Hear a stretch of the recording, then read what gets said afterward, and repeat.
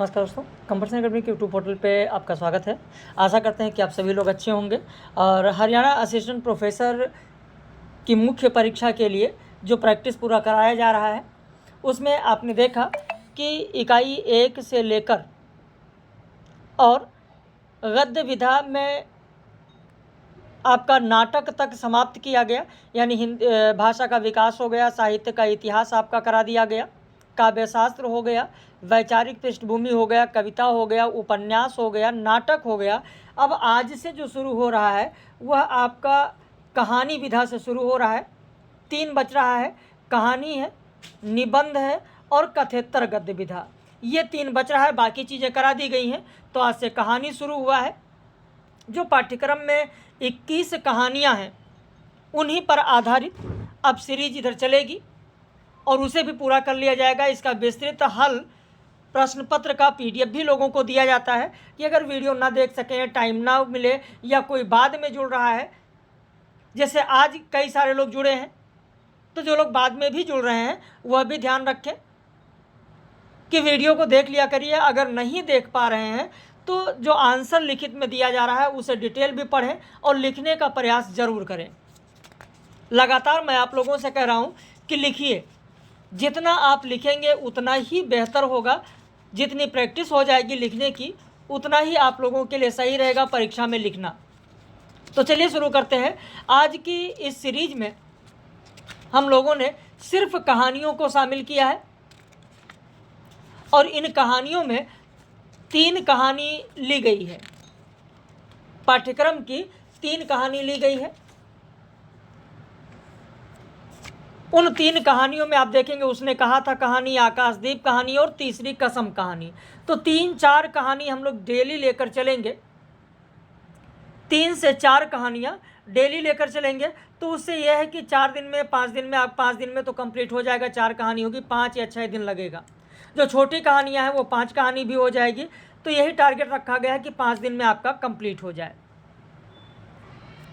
तो शुरू करते हैं।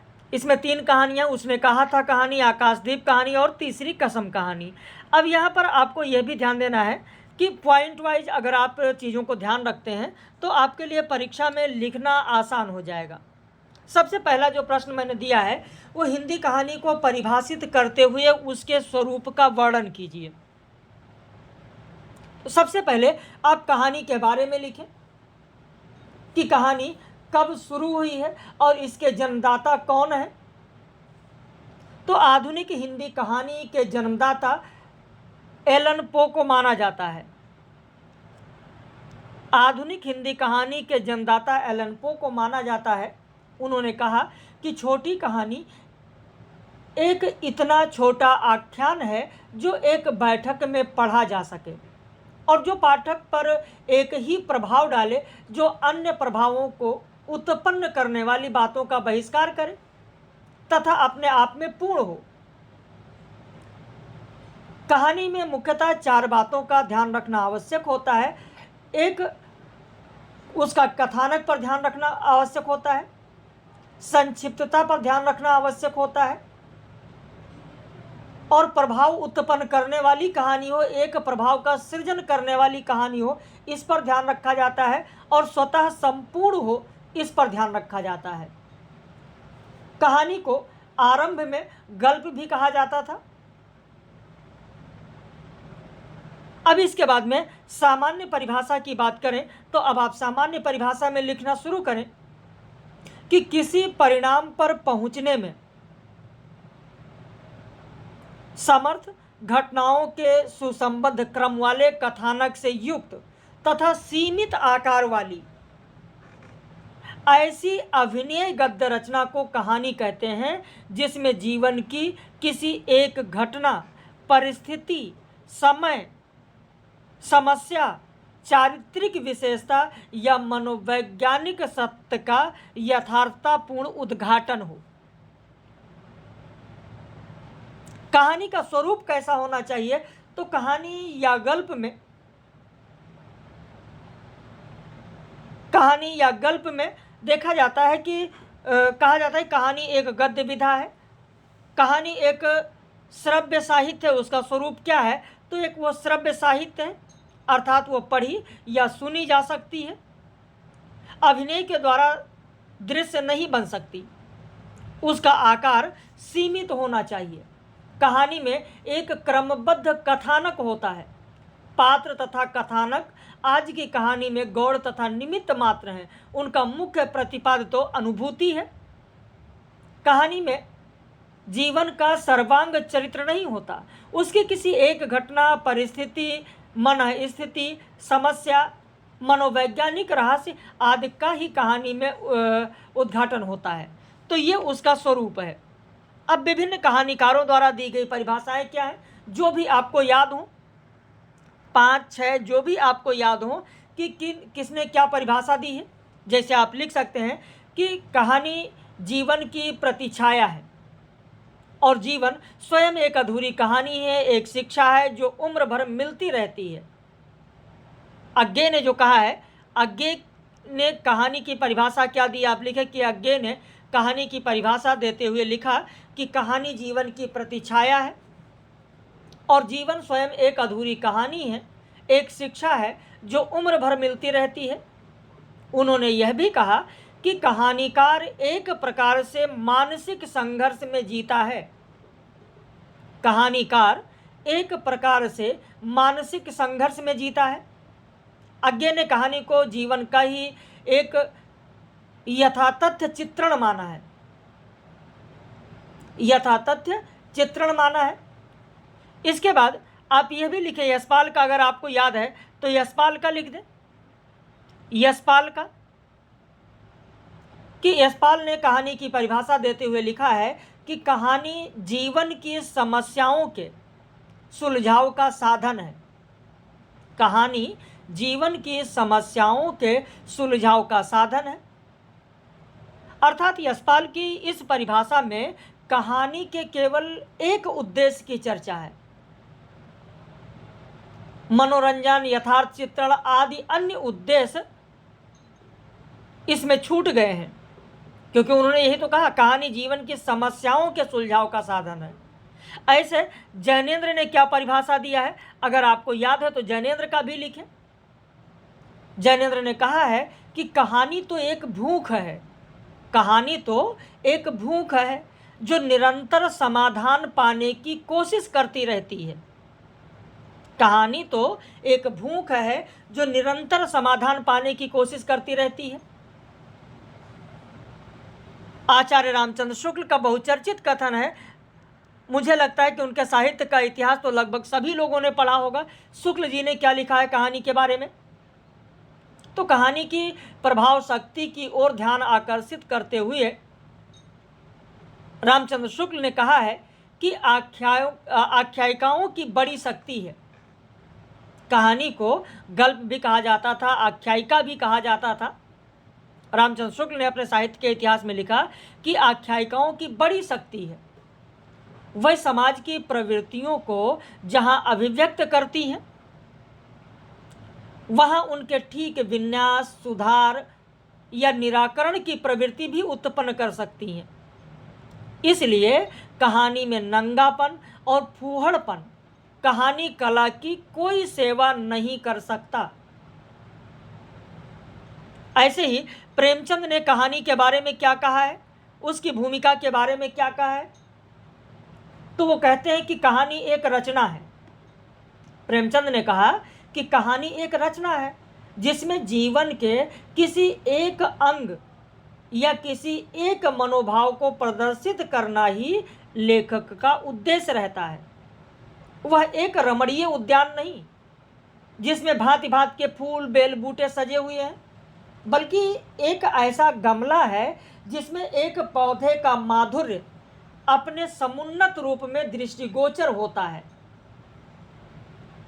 तो ये कहा गया है प्रेमचंद के द्वारा। इसके अलावा अगर आपको याद है तो आप गुलाब राय का याद है लिख दीजिए, श्याम सुंदर दास का याद है लिख दीजिए, हजारी प्रसाद द्विवेदी का याद है लिख दीजिए। कहानी के बारे में जो जितने भी आपको याद है तो लिख देंगे, उतना बेहतर आपका हो। जैसे गुलाब राय के बारे में, गुलाब राय ने क्या कहा है कहानी के बारे में, तो कहानी के लिए कहते हैं कि वह टुकड़ा वह टुकड़ा कौन सा टुकड़ा? यानी कहानी में किसी के जीवन का जो अंश प्रस्तुत किया जाता है, जो एक भाग प्रस्तुत किया जाता है, उसके बारे में कहते हैं वह टुकड़ा ऐसा होता है कि छिपकली की पूंछ की भांति बिल्कुल सफाई से अलग हो जाता है और उसमें प्राणों का स्पंदन होता रहता है। किसने कहा है? तो डॉक्टर गुलाब राय ने कहा है। तो ऐसे जो भी आपको याद है लिखकर और इस उत्तर को आप पूरा कर सकते हैं। उसके बाद में चंदा शर्मा गुलेरी की कहानियों की विशेषता बताते हुए उनके साहित्यिक अवदान पर प्रकाश डालिए। तो अब यहाँ पर सबसे पहले चंदा शर्मा गुलेरी ने जो कहानियाँ लिखी हैं, तो आपको पता ही है कि साहित्य समाज का दर्पण है। आप यहीं से लिखना शुरू कर सकते हैं, कोई दिक्कत नहीं है, क्योंकि साहित्य समाज का दर्पण है। समाज में जो घटित होता है, जो परिस्थितियाँ होती हैं, वही उस काल के साहित्य में दिखाई देती हैं। गुलेरी जी जिस समय कहानी लेखन आरंभ किया था, वह हिंदी कहानी के आविर्भाव का युग था। इस युग में अनेक कहानीकारों ने सुंदर कहानियां लिखकर अपनी अपनी प्रतिभा का परिचय दिया। लेकिन चंदा शर्मा गुलेरी की उसने कहा था कहानी जब प्रकाश में आई, तो अन्य लेखकों या अन्य कहानीकारों के अपेक्षा इसका कला विधान बहुत ही श्रेष्ठ था। नाटकीय संवाद, वातावरण, चित्र परिवर्तन, बिंदु की सफलता और शीर्षक की उपयुक्तता, स्वप्न के द्वारा पूरी कहानी के कथानक का एक बार आंखों के सामने घूम जाना और सब कुछ एक रोमांटिक सेट के बीच रखना, ऐसी विशेषता है जिन्होंने इस कहानी में एक अद्भुत आकर्षण पैदा कर दिया है। और यही कारण है कि दिन प्रतिदिन इसकी लोकप्रियता बढ़ती जा रही है। इसके कथानक पर आधारित अनेक चलचित्र बनाए गए। जिसने प्रथम विश्व युद्ध की विभीषिका के विषय में केवल पढ़ा हो या सुना हो, यानी समकालीन जो परिस्थितियां थी, जो प्रथम विश्व युद्ध की बात थी, तो प्रथम विश्व युद्ध को जिसने केवल पढ़ा हो या सुना हो, उसकी आंखों के सामने युद्ध का सारा चित्र इस कहानी के पढ़ने के बाद में आ जाता है। जर्मनी के युद्ध क्षेत्र में सिख सिपाहियों का मस्ती भरा संगीत, वातावरण की ठंडक, मैम वाली उसमें जो कथा है, फिर जर्मन जासूस का आना, लहना सिंह की सूझबूझ, उसकी फुर्ती, बहादुरी, त्याग, कष्ट, सहिष्णुता आदि हमारे सामने आते हैं, चित्रित होते हैं। तो यह कहना असंगत नहीं होगा कि चंदा शर्मा गुलेरी ने महायुद्ध की पृष्ठभूमि में हिंदी कथा साहित्य में पहल अंतर्राष्ट्रीय कथानक का सूत्रपात किया। उनकी दृष्टि संकुचित नहीं बल्कि बहुत ही व्यापक है। कथानक के विकास की अगर दृष्टि से देखा जाए, तो सुखमय जीवन इनकी जो कहानी है, क्योंकि सभी कहानियों पर आपको प्रकाश डालना है, सुखमय जीवन आपको लिखना है। गुलेरी की कहानियों की विशेषता, तो केवल उसने कहा था पर ही नहीं लिखना है, आपको सुखमय जीवन भी लिखना है। सुखमय जीवन में कोई नवीनता नहीं है। इसकी तुलना में इनकी जो तीसरी कहानी है, बुद्धू का कांटा, केवल सुन लेंगे तो भी चीज़ों को बेहतर तरीके से आप लिख लेंगे। बुद्धू का कांटा का कथानक अधिक प्रौढ़ है। उसने कहा था कहानी की कथानक योजना, उसने कहा था कहानी की कथानक योजना प्रौढ़ और चरम विकास रूप में है। इन तीनों कहानियों में कहानी कला का क्रमिक विकास मिलता है। कथानक के विकास में गुलेरी जी ने संयोग और घटनाओं का सहारा लिया, सुखमय जीवन, और उसने कहा था कि कथानक का विकास संयोग द्वारा ही हुआ है। मार्ग में, जब सुखमय जीवन की बात करें, मार्ग में जयदेव वर्मा और कमला तथा अमृतसर का बाजार, उसने कहा था मैं, अमृतसर का बाजार में लहना सिंह और बालिका का मिलन क्या है? संयोगवश ही तो है, संयोगवश ही तो होता है। घटनाओं और संयोगों के द्वारा कथानक में प्रारंभ से लेकर अंत तक जिज्ञासा और कुतूहल बना रहता है। घटनाओं और संयोगों की योजना जासूसी, तिलस्मी या अन्य घटना प्रधान कहानियों के समान है। लेकिन गुलेरी जी की कहानियों की यह विशेषता है कि उसमें चरित्र की महत्ता पर भी प्रतिफलन हुआ है। अगर गुलेरी जी की कहानियों में चरित्र चित्रण की बात की जाए तो चरित्र चित्रण में भी उनको अद्भुत सफलता मिली है। उनके चरित्र यथार्थ जीवन से चुने गए हैं। उन्होंने अपनी तीनों कहानियों के प्रमुख पात्रों में व्यक्तित्व की पूर्ण प्रतिष्ठा की है। चाहे वो बुद्धू का कांटा हो, चाहे सुखमय जीवन हो, चाहे उसने कहा था हो।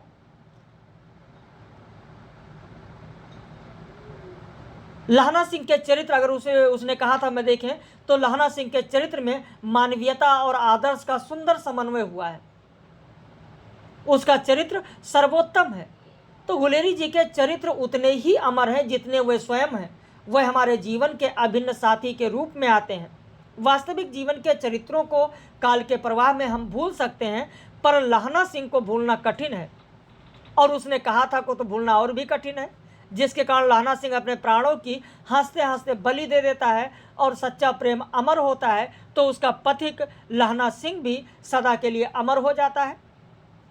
चंदा शर्मा गुलेरी की कहानियों में अगर कथानक और कथोपकथन की बात की जाए तो इसका विकास और चरित्र चित्रण दोनों ही बहुत ही महत्वपूर्ण है। वर्णनों का सहारा उन्होंने दृश्य चित्रण में विशेष रूप से लिया है। एक और वर्णन द्वारा वातावरण उपस्थित कर उसमें पात्रों को रखकर उनके वार्तालाप में उनके चरित्र की रेखाएं उभारने की कला में उन्हें बड़ी सफलता मिली है। तो दूसरी ओर स्वाभाविकता, सजीवता, संगति का बराबर उन्होंने ध्यान रखा है। चंदा शर्मा गुलेरी के कथोपकथन बड़े ही सजीव, सटीक, स्वाभाविक और पात्र परिचय में बहुत ही सहायक हैं। चंदा शर्मा गुलेरी की कहानियों में अगर भाषा की बात की जाए तो गुलेरी जी का भाषा पर असाधारण अधिकार है। वर्णन कौशल और कथोपकथन की सफलता भाषा पर बहुत कुछ निर्भर करती है। वह हिंदी के साथ विदेशी और प्रांतीय भाषाओं के भी विद्वान थे। संस्कृत के अलावा मराठी, बंगला, प्राकृत, पाली, उर्दू के भी वो अच्छे जानकार थे। इसीलिए उनकी भाषा में सहज व्यवहारिकता, विलक्षण वक्रता, सौष्ठव आकर्षण देखने को मिलता है। उनकी भाषा में विशृंखलता और शिथिलता नहीं मिलती है। भाषा के मिले जुले रूप ने वर्णनों में चमत्कार उत्पन्न कर दिया है। इससे इनके कथोपकथन बहुत ही सजीव और स्वाभाविक हो गए हैं। इनकी रचनाओं, इनकी कहानियों में संस्कृत, उर्दू, अंग्रेजी बोलचाल की भाषा का एक सुंदर समन्वय देखने को मिलता है। इनकी धारावाहिक शैली में ये कहानियां लिखी गई हैं मानो पहाड़ी नदी की निर्मल धारा पहाड़ से उतरकर शीघ्रता से लुढ़कती हुई महानद में विलीन हो जाती है। चंदा शर्मा गुलेरी की कहानियों में रस परिपक्वता की पूर्ण स्थिति भी देखने को मिलती है। उसने कहा था, कहानी के आरंभ में आप देखेंगे सरलता, माधुर्य और चंचलता तथा अंत में विषाद की गहरी छाया और गंभीरता देखने को मिलेगी। उनकी गंभीरता और पांडित्य के बीच में उनकी हास्य विनोद की प्रवृत्ति का बड़ा कलात्मक सामंजस्य दिखाई देता है। उन्होंने स्थान स्थान पर हास्य की व्यंजना भी की है। उनका हास्य कहीं भी सहानुभूति से शून्य नहीं होता, क्योंकि उनके हृदय में कुढ़न का विष नहीं है, संतोष का अमृत है। उनकी कहानियों में अगर शिल्प विधान की बात की जाए तो शिल्प विधान की दृष्टि से भी चंदा शर्मा गुलेरी की कहानी बहुत ही महत्वपूर्ण है। उसने कहा था, कहानी के शिल्प विधान में कहानीकारों का पथ प्रदर्शन किया गया है। गुलेरी जी की कहानियां प्रायः भूमिका या पृष्ठभूमि के साथ आरंभ होती हैं। उसने कहा था, कहानी के प्रारंभ का अंश जो उसकी पृष्ठभूमि का कार्य करती है, कहानी से घनिष्ठ रूप से संबंधित है। घटनाओं और संयोगों के कारण इसके माध्यम से जो मध्य भाग है, मध्य भाग में रोचकता लगातार बनी हुई है और विकास के चरम बिंदु पर पहुंचकर कहानी का अंत होता है। और जब चरम बिंदु पर पहुंचकर किसी का कोई कहानी समाप्त होती है तो उसका प्रभाव अधिक तीव्र हो जाता है। तो इस तरीके से आपने चंदा शर्मा गुलेरी की कहानियों की विशेषता देखा। अब उसने कहा था कहानी का सारांश अपने शब्दों में लिखिए। तो सबसे पहले आप भूमिका में लिखें चंदा शर्मा गुलेरी और उनकी कहानी के बारे में थोड़ा सा लिख दें। उसने कहा था कहानी, अगर प्रकाशन वर्ष है तो याद है तो लिख दें। इसमें जो खंड दिए गए हैं 5 खंड हैं, अगर वो 5 खंड आपको पता है कि 5 खंड है तो लिख दीजिए कि उसने कहा था कहानी चंदा शर्मा गुलेरी की एक अमर कहानी है।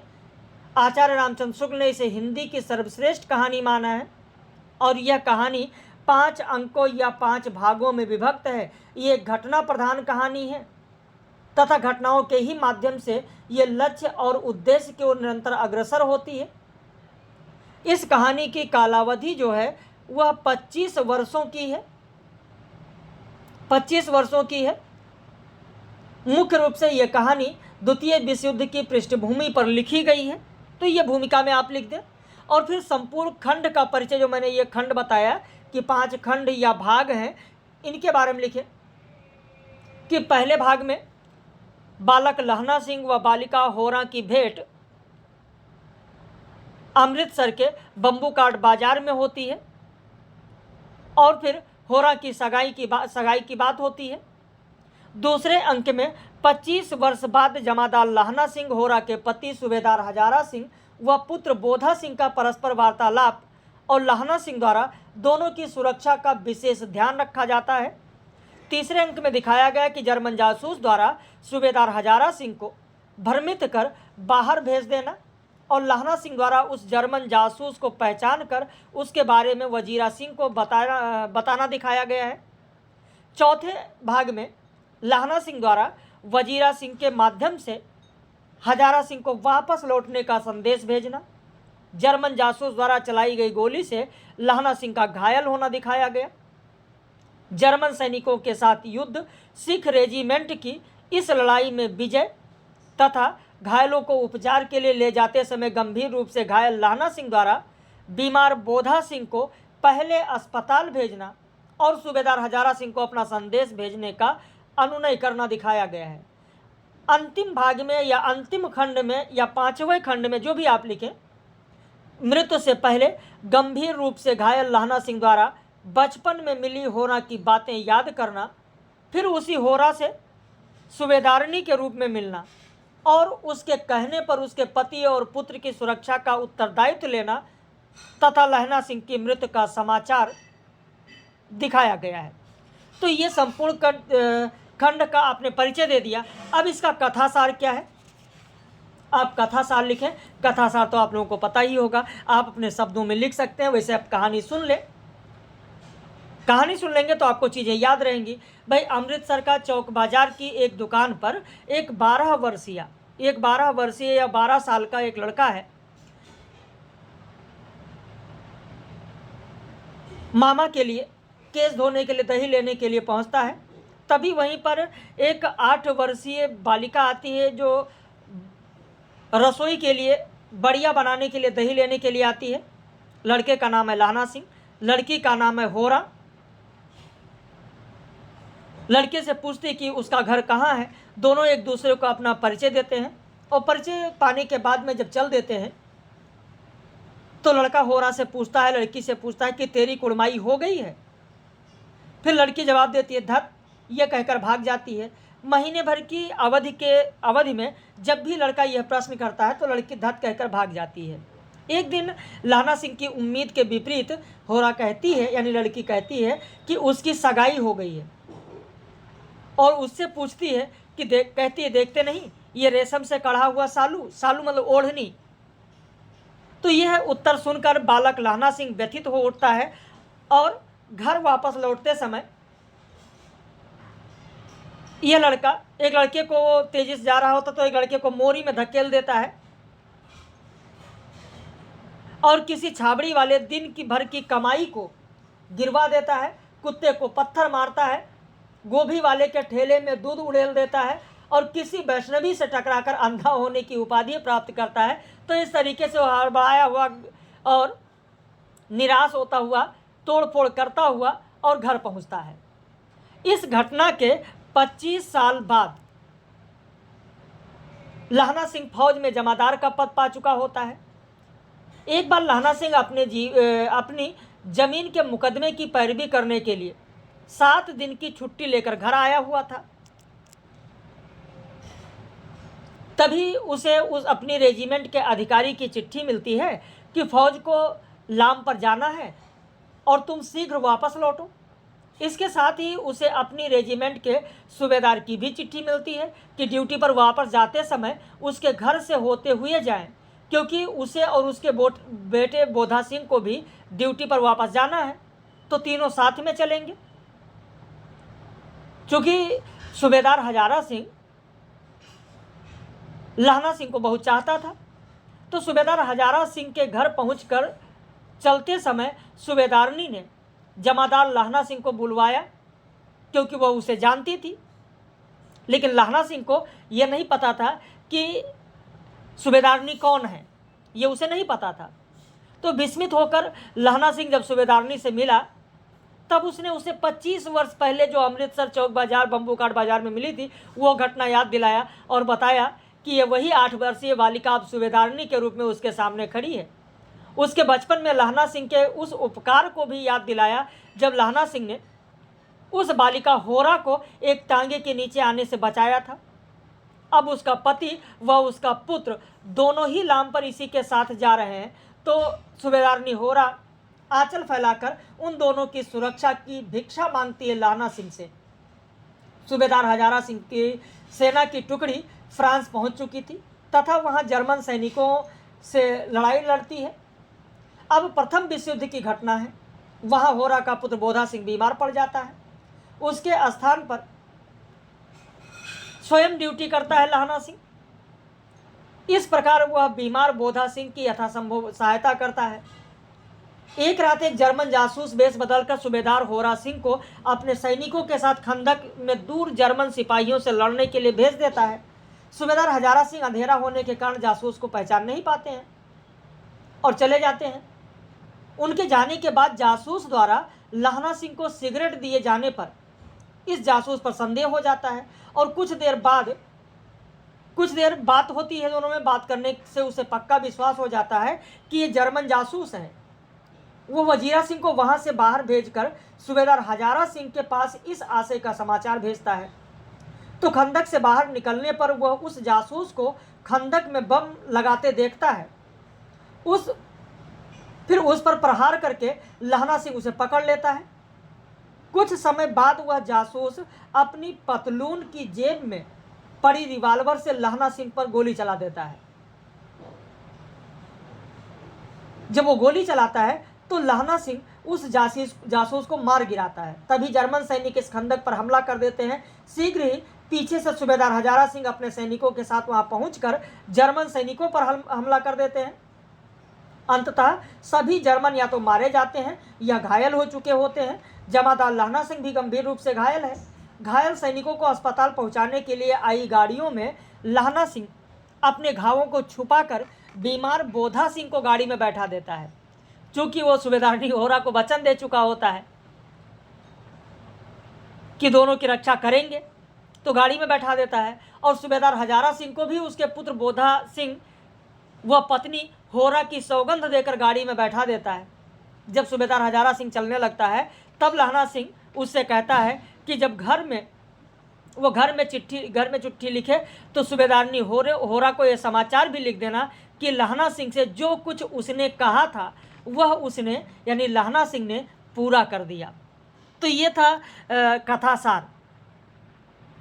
उसने कहा था कहानी के आधार पर चंद्र शर्मा गुलेरी की कहानी कला की विशेषताओं का वर्णन कीजिए। अच्छा, अभी तक 3 प्रश्न आपने सुना, लगभग आपने देखा आधे घंटे का समय हो गया। कैसा लग रहा है? अपनी प्रतिक्रिया जरूर व्यक्त कीजिएगा। और अगर आप जुड़ना चाहते हैं, अभी भी आपके पास वक्त है, तो आप इस नंबर पर फ़ोन करके व्हाट्सएप करके सारी जानकारी ले सकते हैं। और वीडियो को ज़्यादा से ज़्यादा शेयर करिएगा ताकि और भी जो साहित्य के अभ्यर्थी हैं वह भी लाभान्वित हो सकें। यह फर्स्ट पार्ट है। फर्स्ट पार्ट में 7 से 8 प्रश्न कराए जाते हैं, बाकी सेकंड पार्ट में होता है। तो यह फर्स्ट पार्ट पब्लिश है, सभी लोगों के लिए है। बाकी जो हमारे पेड मेंबर्स हैं उनको इस पीडीएफ का, इस प्रैक्टिस सेट का पूरा विस्तृत लिखित उत्तर भी दिया जाता है, ताकि कोई कैंडिडेट अगर वीडियो नहीं देख पाता है तो कम से कम पीडीएफ को पढ़कर घर में बैठकर पढ़े और पढ़कर उसका उत्तर लिखने का प्रयास करें। तो चौथा प्रश्न है, उसने कहा था कहानी के आधार पर चंदा शर्मा गुलेरी की कहानी कला की विशेषताओं का वर्णन कीजिए। सबसे पहले चंदा शर्मा गुलेरी की जो कहानियां हैं उनके बारे में लिख दीजिए कि चंदा शर्मा गुलेरी हिंदी के प्रथम सफल कहानीकार माने जाते हैं। उन्होंने कुल 3 कहानियां लिखी हैं। सुखमय जीवन, बुद्धू का कांटा, उसने कहा था। ये अपनी इन 3 कहानियों, विशेषकर उसने कहा था के कारण हिंदी कथा साहित्य के इतिहास में अमर हो गए। उनके कहानी कला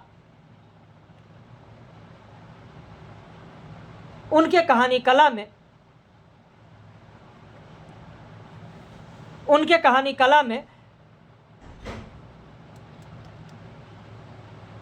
कहानियों में कथानक देखने को मिलेगा, सुगठित कहानी में कथानक देखने को मिलेगा। तीनों कहानियों में ऐसे लिखिए कि चंदा शर्मा गुलेरी के तीनों कहानियों में कथानक सुगठित और सशक्त मिलेगा। इनकी कहानियों के कथानक की प्रवृत्ति यथार्थ और आदर्श के समन्वय को, इस पॉइंट को जरूर लिख लीजिएगा, यथार्थ और आदर्श के समन्वय को स्थापित करने में पूर्णतः सफल रही है। उसने कहा था उनकी अमर कहानी है, अमर रचना है, और इस कहानी की सफलता ने चंदा शर्मा गुलेरी को भी अमर बना दिया। उसने कहा था अपने सहज पुलकित रसोद्रेक के कारण ही हिंदी कहानी साहित्य का कोश स्तंभ बन सकी। उसने कहा था कहानी के साथ उनकी 2 कहानियां सुखमय जीवन और बुद्धू का कांटा अपने सुगठित कथानक के लिए काफी चर्चित रही हैं। कथानक में नाटकीयता, उत्सुकता, तीव्रता, स्वाभाविकता और गहनता देखने को मिलती है। उनकी कहानियों में प्रेम और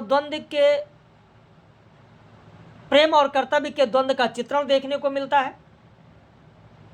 यानी उनकी कहानियां, तीनों कहानियां प्रेम और कर्तव्य के ताने बाने से बुनी प्रतीत होती हैं। उसने कहा था उनकी एक परंपरागत कहानी है जिसकी यथार्थ भूमि युद्ध स्थल के माध्यम से प्रेम और कर्तव्य के द्वंद्व को बड़ी ही सूक्ष्मता के साथ दिखाया गया है। इस द्वंद्व में नायक का चरित्र पूर्ण रूप से नाटकीय ढंग से पाठक के समक्ष आ खड़ा होता है। अपने अंत पर पहुंचकर कहानी का एकदम पटाक्षेप हो जाता है। संपूर्ण कथानक में सहज और सच्चे प्रेम की मिठास और कर्तव्य की खुशबू मिलकर पाठक में रोमांच पैदा कर देती है। उसने कहा था कहानी के लहना सिंह, चूंकि चित्रण की भी बात हुई है, लहना सिंह के प्रेम में बलिदान, कर्तव्य और त्याग की भावना तो मुखरित होती ही है, साथ ही सूबेदारनी के उदात्त गंभीर प्रेम और अडिग विश्वास को गुलेरी ने पूर्ण उच्चता प्रदान की है। बचपन में उपजी प्रेम भावना ने लहना सिंह को अपराजय गहनता प्रदान की है। सूबेदारनी के वास्तविक बोले हुए 2 संवाद ही हैं। पहला संवाद है प्रारंभ में कहानी के जो होता है कि देखते नहीं यह रेशम से कढ़ा हुआ सालू, और युद्ध में जाते समय जो कथन है कि ऐसे ही इन दोनों को बचाना। ये दोनों संवाद ही लहना सिंह और सूबेदारनी के आपसी सच्चे प्रेम और कर्तव्य को उच्चता प्रदान करते हैं। चंदा शर्मा गुलेरी की कहानियों में प्रेम और कर्तव्य की एक भीनी महक मिलती है। कहानियों में पात्र योजना की अगर बात की जाए तो इनके कहानियों के पात्र उदात्त भावनाओं से ओतप्रोत हैं। वह अपने कर्तव्य के लिए बलिदान करने में हिचक महसूस नहीं करते हैं। कोई भी पात्र अनावश्यक या अस्वाभाविक प्रतीत नहीं होता है। उसने कहा था कहानी के लहना सिंह का चरित्र अन्य पात्रों की सहायता से निरंतर निखरता ही गया है। चरित्र चित्रण की उत्तमता के लिए कहानी में जिस पद्धति की आवश्यकता होती है वही गुलेरी जी इस कहानी में दृष्टिगोचर होता है। जटिल परिस्थितियों में भी कर्तव्य के प्रति सजगता दिखाई पड़ती है। लहना सिंह का चरित्र बालक के रूप में, युद्ध के कुशल सैनिक के रूप में, चिर परिचित सूबेदारनी को दिए गए वचन का निर्वाह करने वाले के रूप में सभी प्रकार से श्रेष्ठ, उत्कृष्ट और उत्तम है। सूबेदारनी के चरित्र में एक निश्चल प्रेम, पतिव्रता पत्नी, ममतामयी मां के सभी गुण मौजूद हैं जो एक भारतीय नारी की गरिमा को बनाए रखते हैं। अब इसके बाद में अगर और आगे देखें थोड़ा सा, कहानियों में संवाद योजना, उसने कहा था कहानी की बात करें, उसमें संवाद योजना की अगर बात करें तो कथोपकथन और कथानक जो होते हैं, कथोपकथन जो होता है वो कथानक को एक तरीके से गति प्रदान करता है, पात्रों के निर्माण में सहायक सिद्ध होता है। संवाद योजना का कहानी लेखन की सफलता में विशेष योगदान होता है और गुलेरी जी की इस कहानी में संवाद योजना बहुत ही प्रमुख है और बहुत ही अच्छे से उन्होंने स्पष्ट किया है। कहानी के प्रारंभ में ही अमृतसर बाजार के एक चौक पर लहना सिंह और सूबेदारनी के बचपन का आपसी वार्तालाप देखें, जहां पर वो कहती है कि तेरा घर कहाँ है, कहते मगरे में, और तेरे, कहता मांझे में, तो कहता यहाँ कहाँ रहती है, तो कहता अतर सिंह की बैठक में, वो मेरे मामा होते हैं। कहते मैं भी मामा के यहाँ आया हूँ, उनका घर गुरु बाजार में है। तो इस प्रकार संवाद कथानक को गति प्रदान करने वाली शक्ति रखते हैं। ऐसे ही कहानियों में चंदा शर्मा गुलेरी की कहानी उसने कहा था में यथार्थवादी परिवेश भी आपको देखने को मिलेगा। देश काल और वातावरण के प्रति गुलेरी जी सदैव यथार्थवादी रहे हैं। वे परिवेश को लेकर सदैव सतर्क और जागरूक नजर आते हैं। उनकी कहानियों में यथार्थवादी परिवेश का चित्रण हुआ है। कई बार पाठक परिवेश के चक्कर काटने लगते हैं, लेकिन परिवेश के चक्कर नहीं काटना है। उसने कहा था कहानी में चंदा शर्मा गुलेरी ने अमृतसर के बाजारों और सड़कों के चित्रण में यथार्थ की तूलिका से रंग भरे हैं। कहानी में युद्ध स्थल के चित्रण को देखकर ऐसा लगता है मानो लेखक स्वयं युद्ध क्षेत्र में सीधा प्रसारण कर रहा हो। युद्धावकाश के समय सैनिकों के गंदे गाने, फिल्मी मैमों की बातें, फूहड़ मजाक, सभी कुछ यथार्थ के सूक्ष्म रेशे से गुंथा हुआ लगता है। देश काल और वातावरण में लेखक ने यथार्थवादी प्रवृत्ति अपनाई है। वहीं अगर भाषा शैली की बात की जाए तो चंदा शर्मा गुलेरी की भाषा शैली तो निसंदेह है अद्वितीय ही कही जाती है।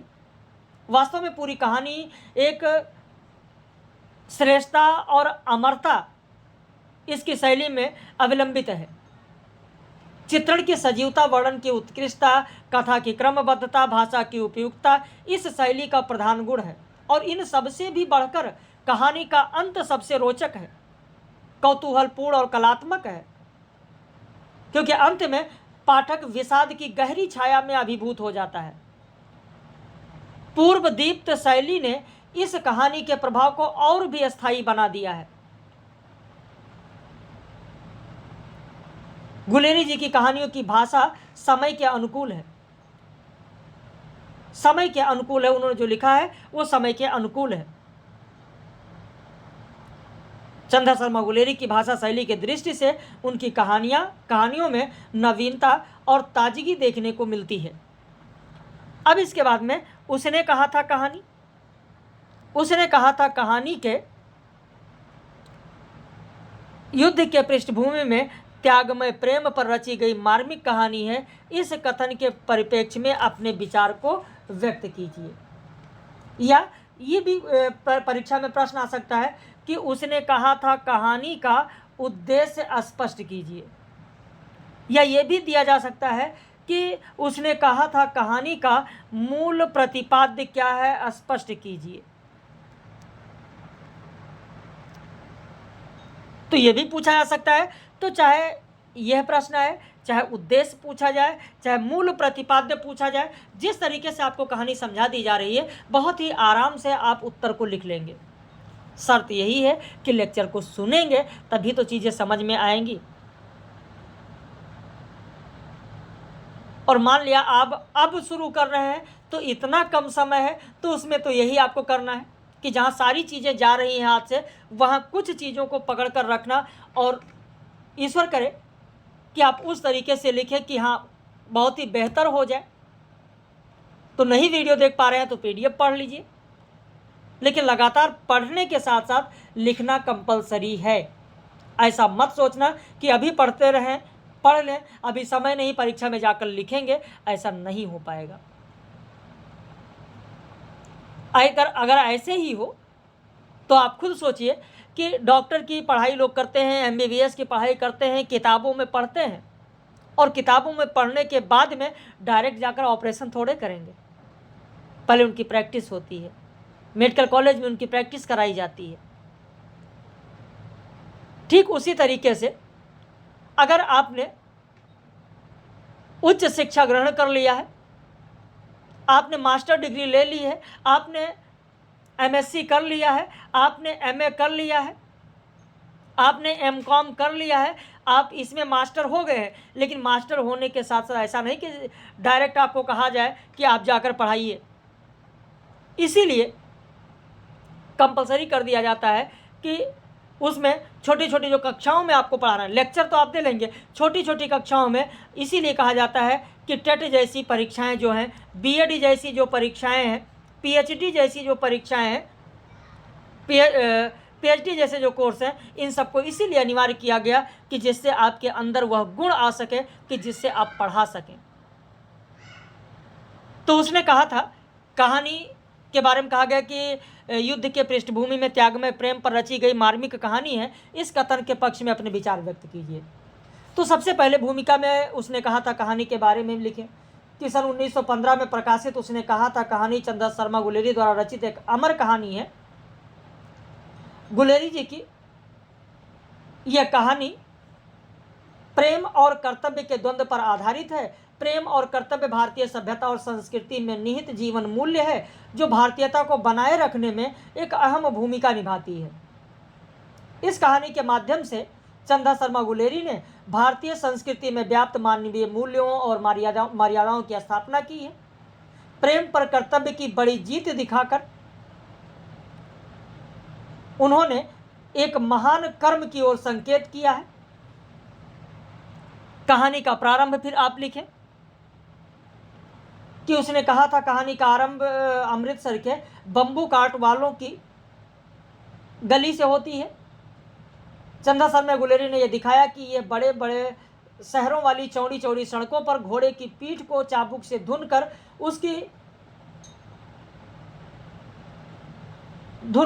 और उससे काम लिया जा रहा है।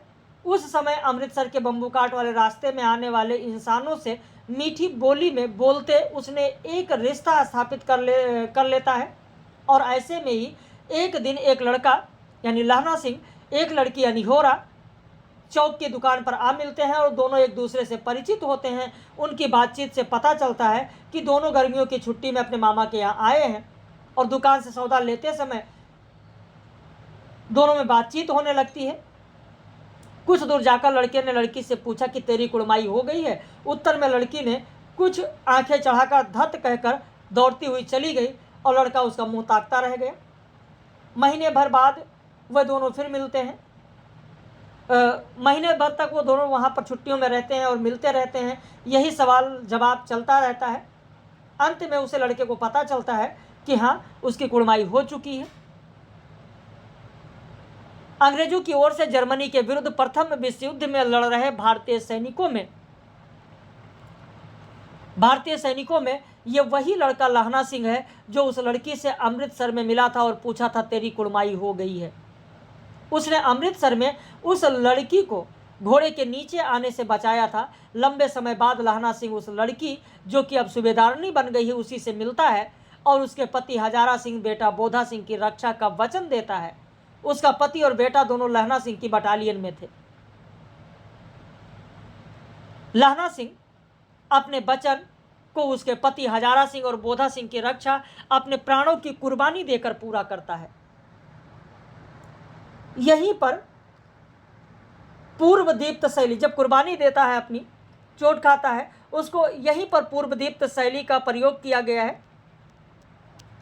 पूर्व दीप्त शैली में लिखकर वह अमृतसर का बाजार का दृश्य उसे पूरा याद आ जाता है कि छुट्टियों में लहना सिंह हजारा सिंह के फिर घर गया था, सूबेदारनी ने उसे कुड़माई वाली बात याद दिलाई, तो ये सब पूरा दिया गया, उसका आप उल्लेख कर दें।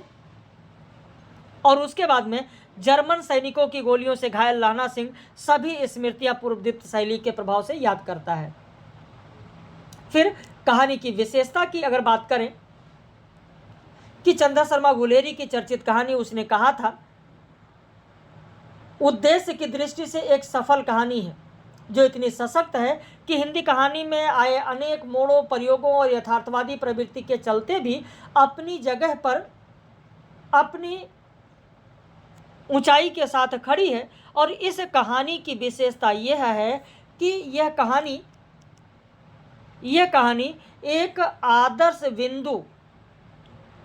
आदर्श बिंदु से परिचालित होकर यथार्थ की ओर विस्तार करती है। इस कहानी का परिवेश जीवंत और यथार्थवादी है। इस कहानी का परिवेश जीवंत और यथार्थवादी है।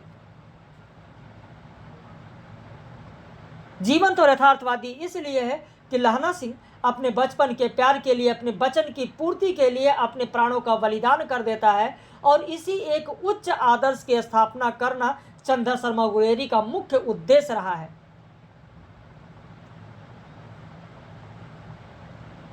इसके बाद में सैनिकों की दुर्दशा का चित्रण, ब्रिटेन के लिए जर्मनी के विरुद्ध लड़ रहे भारतीय सैनिकों की दुर्दशा का चित्रण पाठकों को उत्तेजित कर देता है।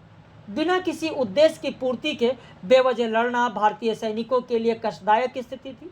अत्यधिक ठंडी और सड़ांध भरी खंदकों में भारतीय सैनिकों की दुर्दशा का चित्रण चंदा शर्मा गुलेरी ने उन लोगों की आपसी बातचीत के माध्यम से किया है।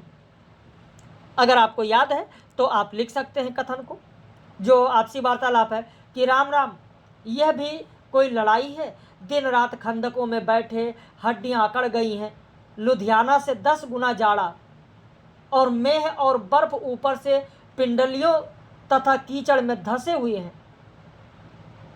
गनीमत यही दिखता है कि घंटे 2 घंटे में कान के पर्दे फाड़ने वाले धमाके के साथ खंदक हिल जाती है और 100-100 गज धरती उछल पड़ती है। इस गोलीबारी से बचे तो कोई लड़े। नगरकोट का जलजला सुना था, जहां दिन में 25 जलजले होते हैं।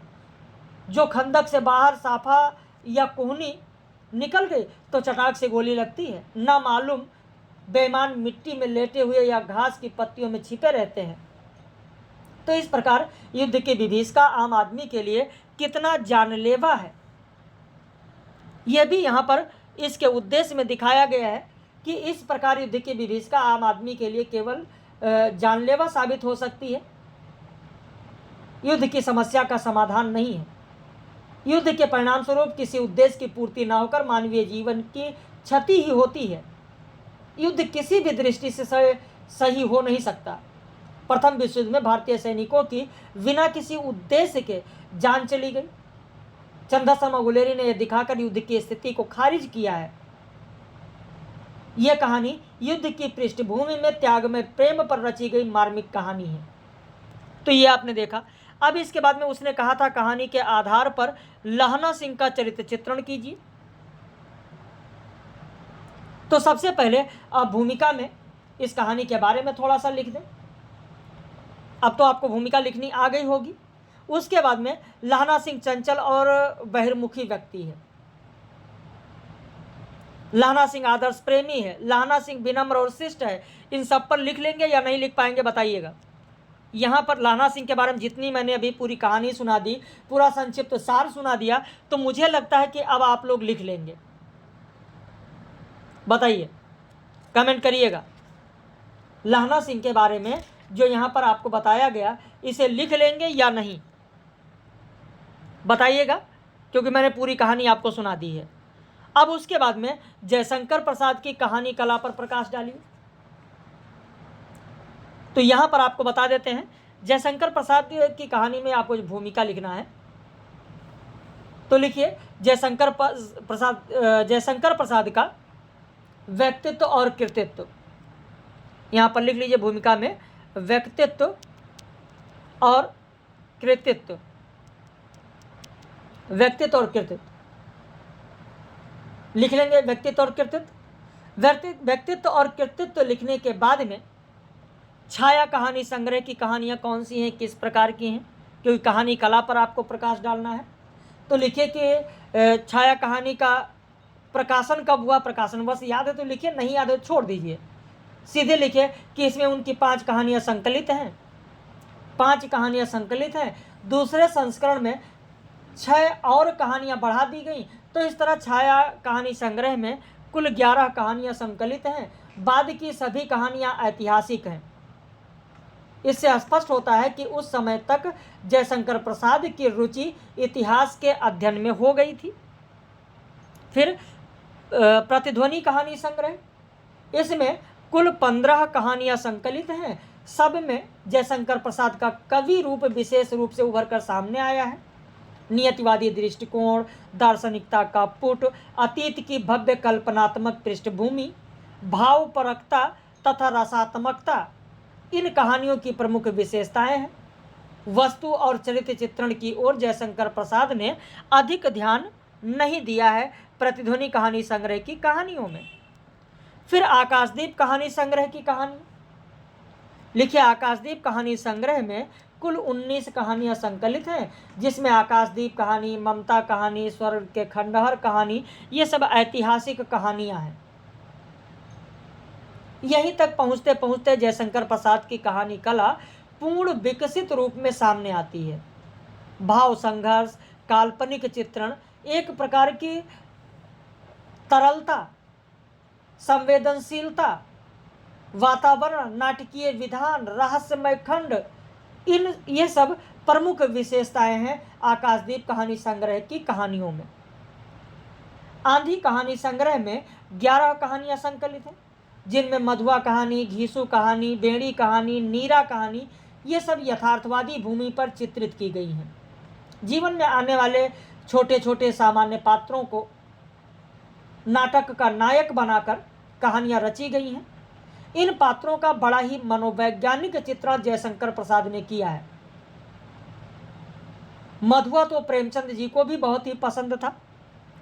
उन्होंने भी मधुआ पात्र लिखा है अपनी रचनाओं में।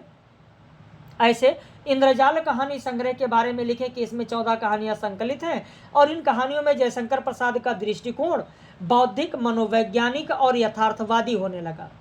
इंद्रजाल, सलीम, गुंडा, ये सब बहुत ही सुंदर कहानियां हैं, यथार्थवादी दृष्टि से बहुत ही सुंदर कहानियां हैं। तो इन सभी कहानियों में, इन सभी कहानी संग्रहों में या कहानी संग्रह में संकलित कहानियों में वस्तु और शिल्प की दृष्टि से ऐतिहासिक कहानियां, यथार्थवादी कहानियां, मनोवैज्ञानिक कहानियां, प्रतीकात्मक कहानियां, प्रेम मूलक कहानियां, स्वच्छंदतावादी और भावात्मक कहानियां भी देखने को मिलती हैं। जयशंकर प्रसाद मुख्यतः कवि थे। जीवन के प्रति उनका दृष्टिकोण भावात्मक था, तो उनकी कहानियों में भी यह प्रवृत्ति स्पष्ट रूप से दिखाई देती है। अनुभूति के क्षेत्र में अतिशय काल्पनिकता और अभिव्यक्ति के क्षेत्र में तत्सम प्रधान प्रवाहपूर्ण काव्यात्मक भाषा उनकी कहानियों की विशेषता है। जयशंकर प्रसाद की कहानियों के सारभूत सौंदर्य का विवेचन करते हुए कहा जा सकता है कि उनमें कहानी कला की वस्तु बन गई है। संवेदनशीलता के विचार से भी और रचनात्मक प्रक्रिया के आधार पर भी जितने भी तत्व और अंग हैं कहानी के, उन सब का पूर्ण परिष्कार जयशंकर प्रसाद में दिखाई पड़ता है। उन्होंने हृदय को झंकृत करने की चेष्टा अधिक की है, मस्तिष्क की उद्बुद्ध करने की ओर अधिक नहीं बढ़े हैं, और यही उनकी प्रवृत्ति के सर्वथा अनुकूल भी था। तो ये प्रसाद की कहानियों की शैली के बारे में हो गए। अब आ जाते हैं आकाशदीप कहानी का सारांश। अपने शब्दों में लिखिए। भूमिका में आकाशदीप कहानी के बारे में लिख दें। आकाशदीप कहानी किसकी है, किस संग्रह में संकलित है और किसकी कहानी है। इसके अलावा इस कहानी में क्या दिखाया गया है। तो इसमें जलदस्यु बुधगुप्त का हृदय परिवर्तन है, नारी के प्रेम है, घृणा, त्याग, लोक कल्याण की भावना, कहानी में राष्ट्र प्रेम की भावना भी है। तो इसी को आप भूमिका में दिखाएं। और भूमिका में दिखाने के बाद में सारांश आप इन बिंदुओं को लेकर लिखें। अगर बिंदु बना लेंगे तो आपके लिए आसान हो जाएगा। बुधगुप्त और चंपा की कैद से मुक्ति के आधार पर आप सारांश लिखना शुरू करें, तो इससे एक दूसरे को कोरिलेट कर पाएंगे और लिख भी लेंगे। कहानी का आरंभ दो कैदियों के वार्तालाप से होता है। बुधगुप्त और चंपा, ये दोनों कैदी एक नौका पर सवार हैं और वह नौका समुद्री जहाज से जुड़ी हुई है। रात होने पर दोनों कैद से मुक्त होने की योजना बनाते हैं और अपनी कुशलता द्वारा नौका को जहाज से अलग कर लेते हैं। खुशी के मारे जब दोनों एक दूसरे के गले लगते हैं तो पता चलता है कि इसमें से तो एक तो बुधगुप्त नाम का जलदस्यु है और दूसरा चंपा नाम की बालिका है। बुधगुप्त ताम्रलिप्ति राज्य का क्षत्रिय है। चंपा नगरी की युवती है। जो नौका समुद्री जहाज से अलग हुई है उसमें बुधगुप्त और चंपा के अलावा कुछ और भी नाविक हैं। रात भर समुद्र में तूफान चलता रहा और नौका पानी की लहरों के हिचकोले खाती रही। सुबह होने पर समुद्र शांत हो चुका था। सूर्य की किरणों का प्रकाश समुद्र के पानी को रंगीन बना रहा था। समुद्री जहाज का कोई अता पता नहीं था। अब ये सभी कैद से मुक्त हो चुके थे। इसी बीच नौका के नायक ने बुधगुप्त को फिर से कैद करना चाहा। फलस्वरूप बुधगुप्त और नायक में द्वंद्व युद्ध आरंभ हो गया। इस युद्ध में बुधगुप्त ने नायक को पराजित कर दिया और स्वयं नौका का महानायक बन गया। चंपा ने घायल बुधगुप्त की सेवा की और वो धीरे धीरे ठीक हो गया। अब नौका बाली द्वीप से दूर एक नए द्वीप पर जा पहुंचती है। जब नए द्वीप पर पहुंचती है तो अब वहां पर बुधगुप्त और चंपा का पूरा परिचय देखें। इसी बीच बुधगुप्त और चंपा में वार्तालाप होने लगा। बुधगुप्त ने चंपा से पूछा कि उसे बंदी क्यों बनाया गया। तब चंपा ने उसे अपनी कहानी सुनाई। चंपा का पिता मणिभद्र के यहाँ पहरेदार था, लेकिन उसकी मां का निधन हो गया था। वह अपने पिता के साथ जहाज पर ही रहने लगी थी। पिछले 8 साल से समुद्र ही उसका घर है। कुछ समय बाद चंपा के पिता का भी जलदस्यु से मुकाबला करते हुए देहांत हो गया। जहाज का मालिक मणिभद्र चंपा को अपनी वासना का शिकार बनाना चाहता था। चंपा ने उसका विरोध किया और वो हमेशा के लिए बंदी बना ली गई। नए द्वीप पर पहुंचकर बुधगुप्त ने उसे उस नए द्वीप का नाम चंपा द्वीप रखा। बुधगुप्त के साथी भी उसी द्वीप पर बस गए और धीरे धीरे बुधगुप्त चंपा से प्रेम करने लगी। चंपा भी बुधगुप्त से प्रेम करती थी, लेकिन उसने कभी अपनी भावनाओं को व्यक्त नहीं किया। यहाँ रहते हुए लगभग 5 वर्ष बीत चुके थे। सर्दी की रात में आकाश के तारे चमक रहे थे। चारों ओर चांदनी का प्रकाश फैला हुआ था। वह एक ऊंचे स्थान पर बैठकर दीपक जलाने का प्रयास कर रही थी। चंपा अभ्रक की एक संदूकची में दीपक जलाकर रस्सी के द्वारा उसे ऊपर खींचती जा रही थी। वह चाहती थी कि वह दीपक अर्थात आकाश दीप ऊपर उठकर तारों में लीन हो जाए, लेकिन ऐसा नहीं हो सका। इसी बीच बुधगुप्त वहां पर आ जाता है और उसने चंपा की पीठ को हाथ से स्पर्श किया। वो कहने लगा कि तुम पागल हो गई हो, जो दीपक जलाकर अपने भगवान को रास्ता दिखाना चाहती हो। बुधगुप्त की बात सुनकर चंपा ने भावुकतापूर्ण होकर कहा कि मैं इस बंदी गृह से मुक्त होना चाहती हूँ। चंपा को अपने बीते हुए दिनों की याद आने लगी। इसी प्रकार उसकी माँ भी मिट्टी का दीपक जलाकर बांस की पिटारी में रखकर भगीरथी नामक नदी के किनारे एक बांस पर ऊंचा टांग दिया करती थी। जब बरसों बाद उसके पिता लौटकर आते और कहते कि तेरी प्रार्थना के कारण ही मैं भयानक कष्टों से बचकर आया हूँ, तब यह सुनकर उसकी माँ प्रसन्न हो जाती। चंपा भी उसी पावन याद में दीपक जला रही थी, लेकिन चंपा समझती थी कि बुधगुप्त ही उसके पिता का कातिल है।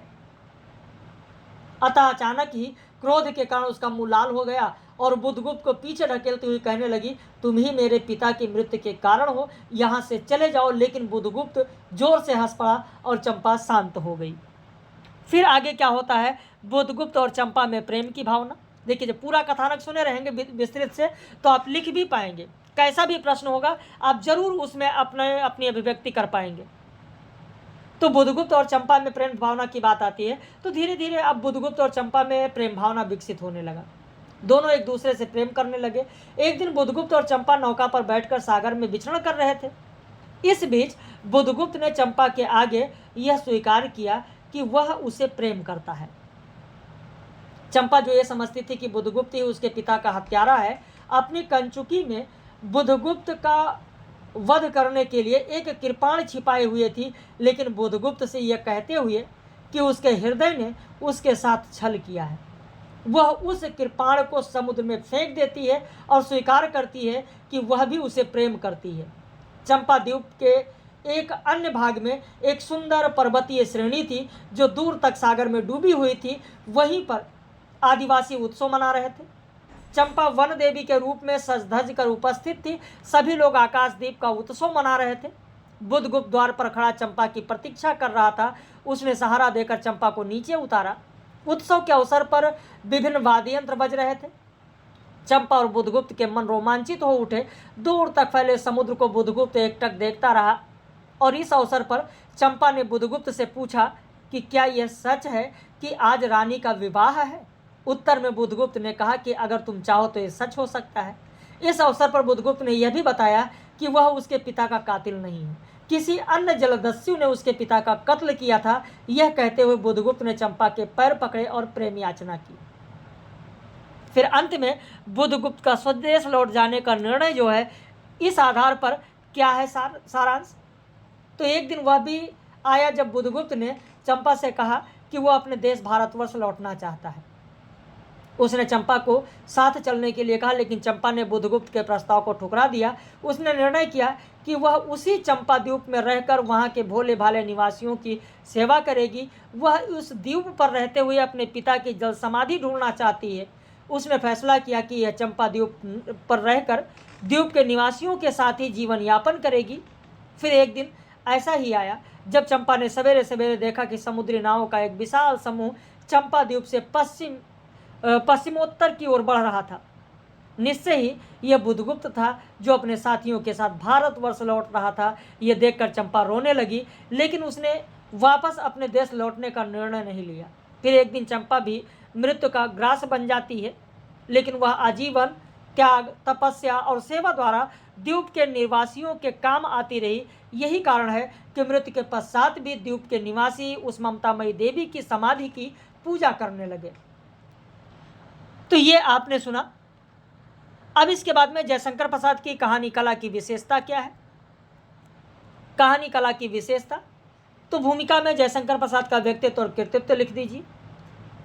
कृतित्व में उनके जो 5 कहानी संग्रह हैं, छाया, प्रतिध्वनि, आकाशदीप, आंधी, इंद्रजाल, जो अभी मैंने बताया है वो लिख दीजिए। फिर जयशंकर प्रसाद की कहानियों में इतिहास और कल्पना का मिश्रण है, इसका उल्लेख करें। इतिहास और कल्पना का मिश्रण है, इसे उल्लेख करें कि जयशंकर प्रसाद इतिहास विषय के अच्छे जानकार माने जाते हैं। उन्होंने अपनी कहानियों में इतिहास और कल्पना का मिश्रण करके भारत के गौरवशाली इतिहास को चित्रित किया है। वह अतीत की मर्यादाओं के सच्चे पक्षधर थे। भारतीय समाज में व्याप्त बुराइयों और कुसंगतियों का भी उन्होंने अपनी कहानी में उसको रेखांकित किया है। जयशंकर प्रसाद कथा साहित्य में ऐतिहासिक चेतना अपनी संपूर्णता में मुखर हुई है। उनकी कहानियों का मुख्य उद्देश्य धर्म, संप्रदाय, जातिवाद से ऊपर उठकर एक आदर्शवादी समाज और भारत को एक गौरवशाली राष्ट्र के रूप में प्रतिष्ठित करना है। उनकी ऐतिहासिक कहानियों, जिसमें कल्पना का मिश्रण कर भावप्रवणता और संवेदना को संचारित किया है, उसमें उनकी जो कहानियां हैं वो देख सकते हैं। पुरस्कार कहानी है, पुरस्कार कहानी है, आकाशदीप कहानी है, सिकंदर की शपथ कहानी है, सिकंदर की शपथ कहानी है, अशोक कहानी है। तो ये सब उदाहरण आप दे सकते हैं। फिर राष्ट्रीय भावनाओं से ओतप्रोत पर आप लिखें 5-6 लाइन। मुझे लगता है कि आराम से लिख लेंगे। राष्ट्रीय भावनाओं से ओतप्रोत में आप पुरस्कार कहानी लिख दीजिए।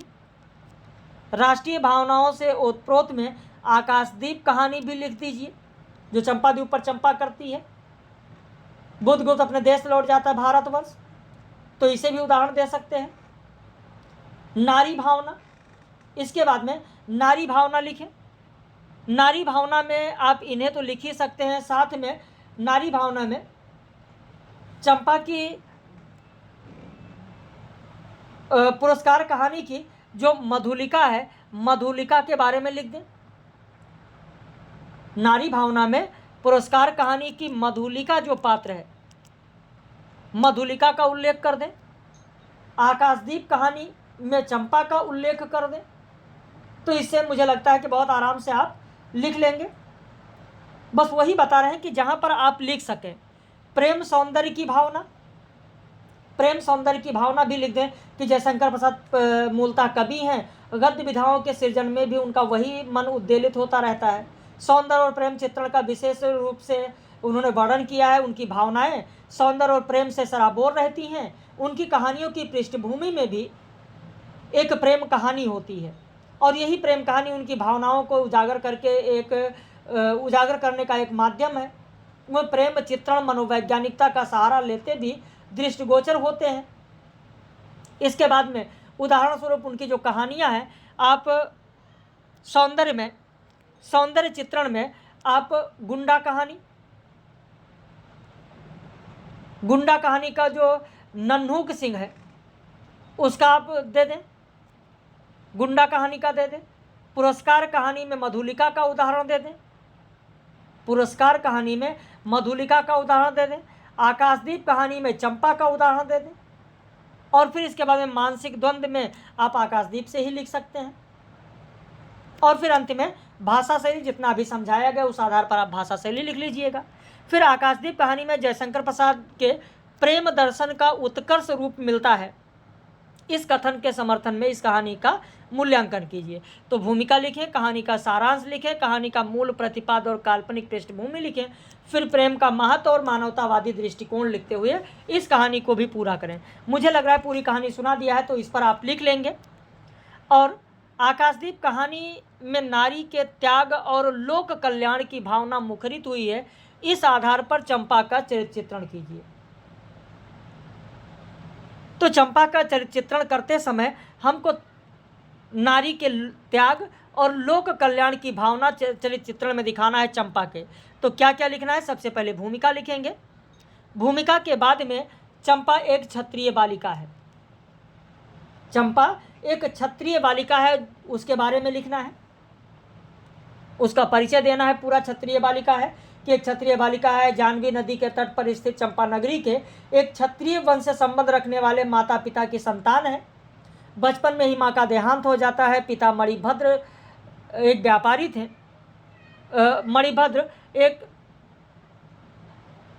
मणिभद्र जो व्यापारी था उसकी नौका पर प्रहरी का कार्य करते थे। फिर उनकी हत्या हो जाती है और व्यापारी ने चंपा को कैदी बना लिया।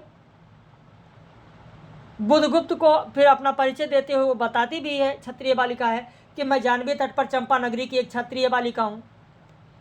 चंपा एक गंभीर युवती है, भी उसके स्वभाव में चंचलता का लेस मात्र भी समावेश नहीं है। कम बोलना उसकी प्रवृत्ति है। उसके पिता की अकस्मात मृत्यु उसकी चंचलता को लुप्त कर देती है। उसके बुधगुप्त के प्रति प्रेम में गंभीरता है, चंचलता नहीं है। उसकी हंसी में भी एक संयम है। उसकी गंभीर मुद्रा कई बार जलदस्यु बुधगुप्त को कंपित कर देती है। बुधगुप्त के प्रेम को वो कभी हंसी अथवा चंचलता के माध्यम से प्रदर्शित नहीं करती है। वो विवेकशील भी है और वो कोमल हृदय वाली भी है। विवेकशील भी है और कोमल हृदय वाली भी है, क्योंकि जब वे दोनों मुक्त हो जाते हैं तो उनकी नौका बड़े जहाज से अलग हो जाती है और सुबह दिन के उजाले में दोनों की भावनाएं यानी चंपा और बुधगुप्त की एक दूसरे को स्पर्श करती हैं। कठोर हृदय बुधगुप्त चंपा के संपर्क में आता है। तो यहाँ पर भी वो कोमल है, भावुक और कल्पनाशील भी है। इतनी भावुक हो जाती है, वो कहती है कि बुधगुप्त, आज मैं अपना प्रतिरोध कृपाण अतल जल में डुबो देती हूँ। हृदय ने छल किया है और धोखा दिया है, और वो अपना कटार फेंक देती है। तो भावुक है, कल्पनाशील भी है। कल्पनाशील है चंपा। जो चंपाद्वीप है, चंपाद्वीप पर जो आकाशदीप जलाती है वहाँ पर कल्पना है। चंपा की कामना थी कि उसका आकाशदीप नक्षत्रों में हिलमिल जाए, किंतु ऐसा होना असंभव था। उसने आशा भरी आंखों में फिरफिरा ली। तो कल्पनाशील भी है, वह स्पष्टवादी और निर्भीक भी है। पूरी कहानी मैंने सुनाया तो उससे आपको पता चल गया होगा। वह स्पष्टवादी और निर्भीक भी है।